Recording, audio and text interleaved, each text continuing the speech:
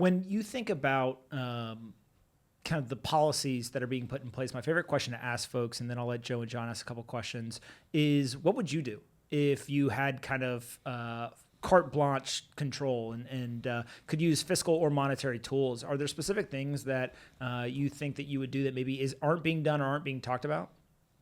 I would cut payroll taxes. And so a big trend we've seen over the past decades is that, we've cut corporate taxes, and and so that's been good for one thing, but a lot of that goes to the asset owners. Whereas we've actually, if you factor in both payroll taxes and just general healthcare costs, it's really expensive to hire someone, and those workers get a big chunk of their money out of their paycheck.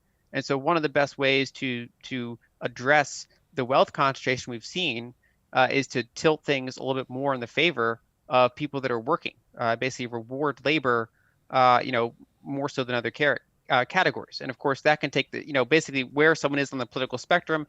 If they're more left leaning, then they can say, okay, we're going to do this program and this program. And some of those I think have value. On the other hand, if you're more right leaning, but you're still concerned about wealth concentration, you can say, well, let's have tax cuts that target the actual, the bottom 80% of that income spectrum.